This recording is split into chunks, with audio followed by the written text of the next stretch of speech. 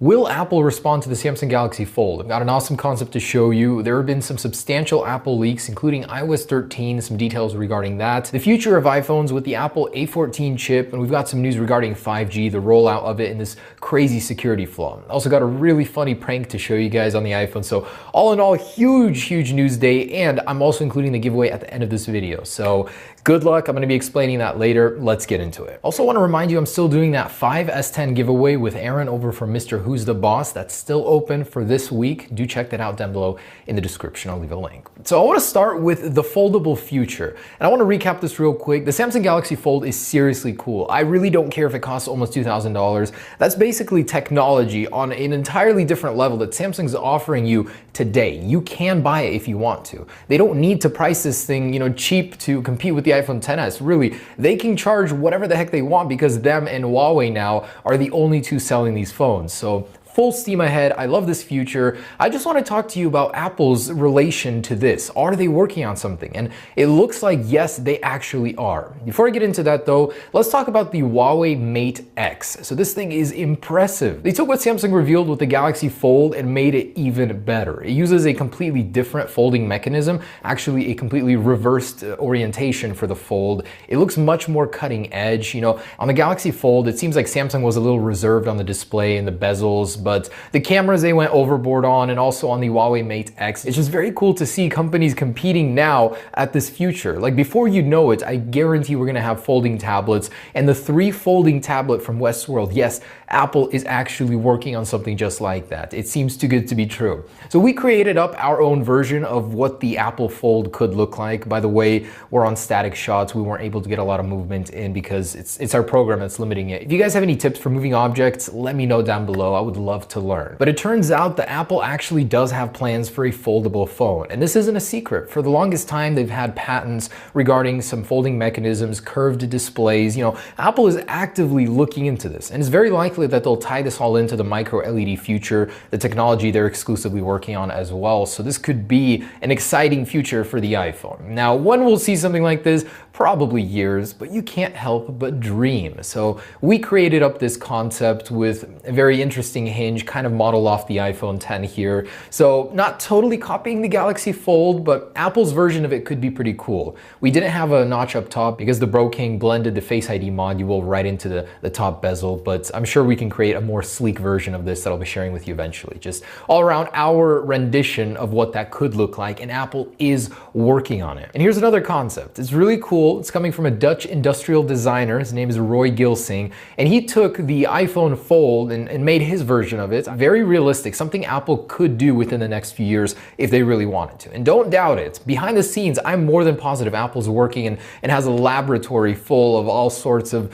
who knows what on the iPhone. And Apple did it first. Like hands down, this has to be the first one. The 80s prototype of the original iPhone, definitely folding. So yes, Apple did it first if you really go way back. Just kidding, obviously a joke. Okay, and I've been having way too much fun with this. So there's a bug on iPhone that allows you to modify the subtext in preview links that you send to people in the latest versions of iOS 12. Works on 12.2 still, 12.1.4. I'll leave a link down below how to do it. I've been having the most fun with this. It's seriously great. Check it out. And another point I'd like to bring up is, will the iPhone 11 be enough? Samsung is driving a very hard bargain here, charging $100 less for newer technology on the Galaxy S10. Will the iPhone 11 be enough? And I simply say no, not at this point in time unless they focus on the software with iOS 13 more. I mean, it'll be great with the frosted wireless casing, the new triple lens design will be great, reverse wireless charging, but nothing that you won't be able to get on the S10 for $100 less. So I say iOS 13 needs to be Apple's biggest priority. They need to take this software, they need to polish it,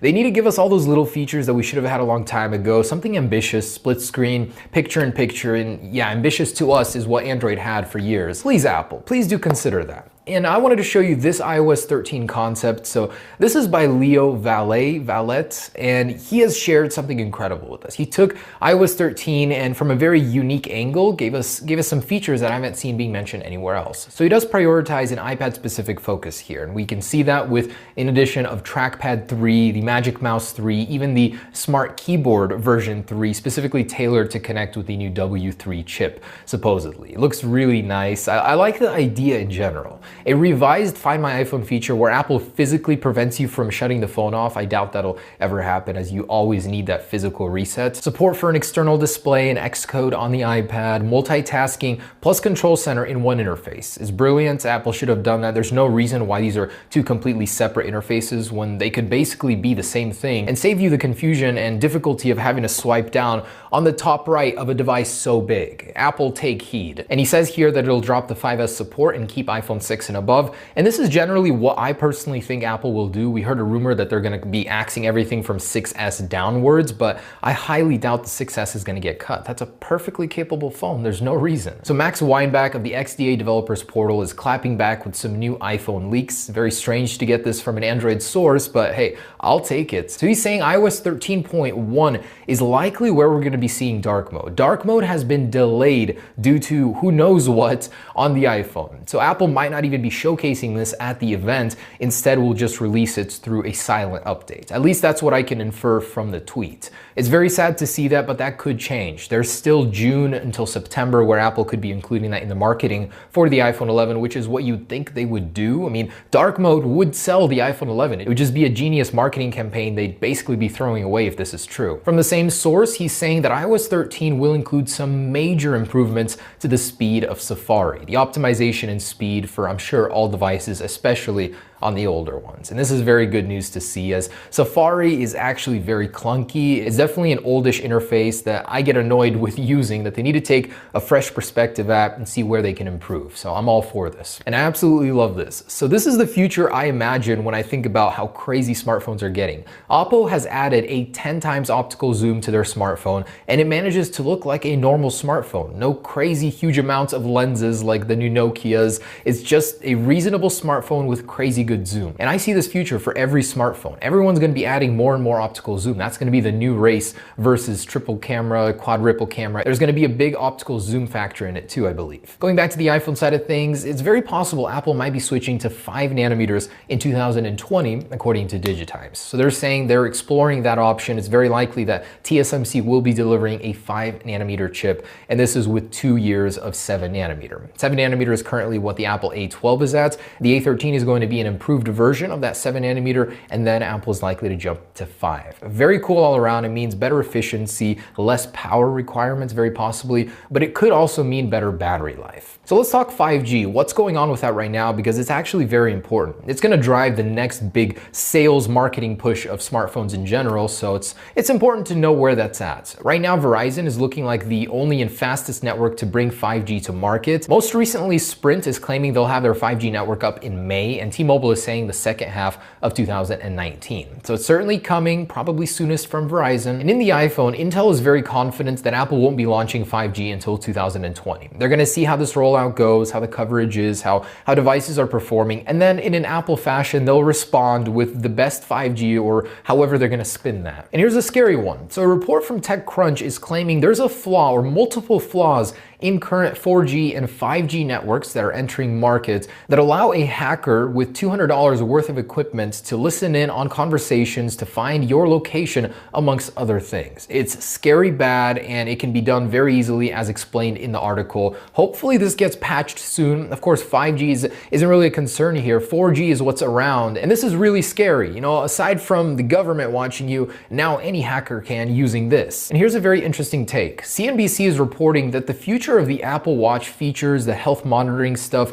that has all been influenced by people's emails to Tim Cook. You know, testimonials saying how the Apple Watch saved lives. It's very interesting to see that Apple does listen to feedback, just in a very strange way, not in a very logical and linear way like Tesla does. If someone says, oh, I don't like this should be better, Elon Musk responds right away. Apple, it seems, listens to your emails and over time may add these features or steer the direction of the product. And speaking at Elon University, Apple COO Jeff Williams made a comment regarding iPhone pricing, and that they're always considering that, and it's the bane of their existence, basically getting peppered with iPhone pricing questions. Someone in the crowd asked a question regarding this, and whoever that is, thank you for doing that. But it was just very interesting to see the response from Apple. It's something they actively consider, and they're not trying to go into a luxury elite category. So we kind of know Apple's stance on the pricing right now. They're not trying to be an elitist company only for the few that can afford it. They're still trying to to make it affordable to everyone, but it doesn't seem like they're doing too good of a job at that. Hopefully it improves this year. You guys have to read this article. I really enjoyed reading it. It's down below. Phones are getting weird again, and that is the best thing. That should be celebrated. The fact that phones now have lenses that zoom out from the body, they have dual displays,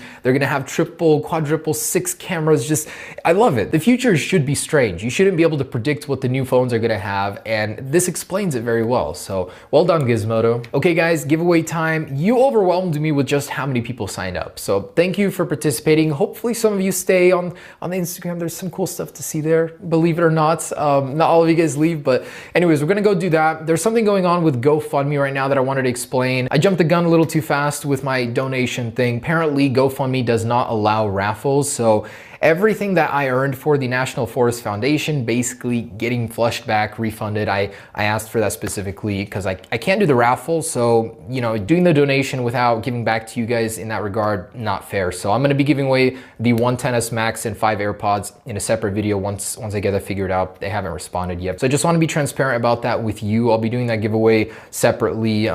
Still not sure. I still want to do some sort of nice donation for the gorge, but we'll figure it out. We'll figure it out. Round 2 hopefully will be the one. But okay, let's get to that giveaway. No matter what, guys, thanks for watching and stay tuned for the next one. I'll be giving away those 5 in a separate video. I'll explain that later. Peace. Okay, it's now been 6 hours and this is still counting. That's so funny to me. Too many people signed up for this giveaway. So while that's finishing up, finally, I got the YouTube ones here loaded up already. So this is the only one that can literally handle an amount this large. Every other one literally crashes. But all right, first winner. And by the way, if you do win, put a link in your about section of your YouTube where I can reach you, preferably Instagram, and I'll be sending messages out. If you don't have it, I'm gonna have to redraw.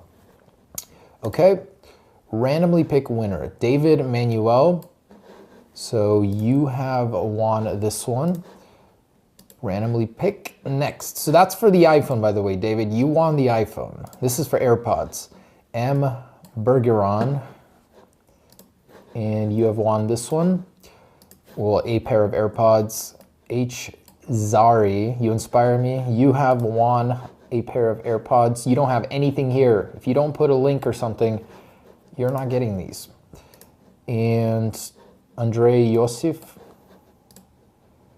you have won this one and another one. So Iksan Satria, no one has ever won from Indonesia. Well, you will be the first. Okay, so one more for AirPods. Abhishek Soundarahan, and you have won this one. So you don't have anything either. You better put something in there so I can contact you. Okay guys, and these are the Instagram winners. So the test has completed. This is arbitrary.com. I did pay for this service. It's all verified. The first one is for Bonnie, the iPhone XS Max, Rahul Dugazip, Calvin Chua, Braden Moberly. You guys have won AirPods. Now I accidentally missed one. I don't know why, but I'll be drawing one more for AirPods tomorrow and the other 5 once the GoFundMe thing gets figured out. So stay tuned for those, hopefully within the next few days. Anyways, thanks for playing, guys. I'll be reaching out to you.